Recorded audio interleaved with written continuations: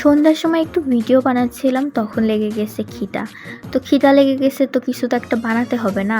মাকে বললাম চলো কিছু বানাই। মা আমাকে বলল আমি পারবো না, তোর যদি খাওয়ার ইচ্ছা হয় তুই নিজে বানিয়ে খা। তারপর আমি আবার চলে আসলাম এই যে চিড়ে মাখা করব বলে চিড়েটা একটু ভাজতে। চিড়ের সঙ্গে আবার আরেকটা জিনিস দিয়েছি, সেটা কি জানো?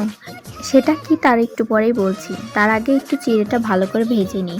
আসলে একটু তেল আর একটু নুন দিয়ে চিড়েটা ভাজা করেছিলাম। অনেকে ছাঁকা তেলে ভাজে, আবার অনেকে বালিতে ভাজে, নাকি অনেক ভালো হয়। আমি যেহেতু একটুখানি খাবো এর জন্য আর কি চিড়েটা এরকম করে তেলে আর লবণে দিয়ে ভেজে নিলাম। এরপরে দেখো নুডলস দিয়েছি। হ্যাঁ, নুডলসটাও মাখা করব, এর জন্য একটু ভেঙে দিয়েছি, দিয়ে একটু ভালো করে নাড়াচাড়া করে নিলাম। কারণ একটু মুচমুচে করব, না হলে তো আর খেতে ভালো লাগবে না। এবার মুচমুচে হয়ে গেছে, দেখো লাল লাল হয়ে গেছে। তো একটু একটু সাদা সাদা ছিল, কারণ বেশি লাল লাল হয়ে গেলে তো আবার তিতো হয়ে যাবে। তো এই যে আমার ভাজা কমপ্লিট হয়ে গেছে।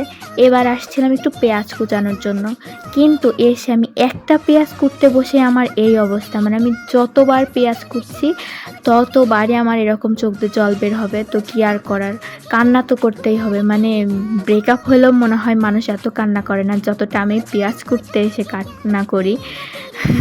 তো যেহেতু মাখা করব, মানে তোমার চিড়ে মাখা আর নুডলস মাখা একসঙ্গে করব, তার মধ্যে তো একটু পেঁয়াজ দিতেই হবে। তো পেঁয়াজ অল্প একটু কুচিয়ে একটু মরিচ নিয়ে দিয়ে দিয়েছি এর মধ্যে। তো এই যে দেখো একসাথে এখন মিক্সড করে মেখে নেব। তো মেখে নেওয়ার আগে যে পেঁয়াজ, মরিচ, তারপরে একটু ম্যাগি মশলা, মানে যেটা ছিল প্যাকেটে, ওই ম্যাগি মশলা একটুখানি দিয়েছি। তারপর একটু সরিষার তেল দিয়েছি, দিয়ে একটু মেখে নিয়েছি। একটু লবণও দিয়েছিলাম, কারণ ভাজার সময় তো দিয়েছিলামই, কিন্তু তা বাদেও একটু এক্সট্রা দিয়েছি। তো দেওয়ার পর মাকে দিলাম খেতে। মা বলছে কি বা ভালোই তো লাগছে, মানে নুডলস দিয়ে ভাজা এরকম একটা ব্যাপার। তো কেমন লাগলো ভিডিওটা অবশ্যই তোমরা জানাবে। হ্যাঁ, মানে আমি তো ব্লগিং শুরু করেছি, তবে তেমন একটা ভালো পারি না। তো কেমন লাগলো অবশ্যই জানাবে কিন্তু কমেন্টসে। টাটা।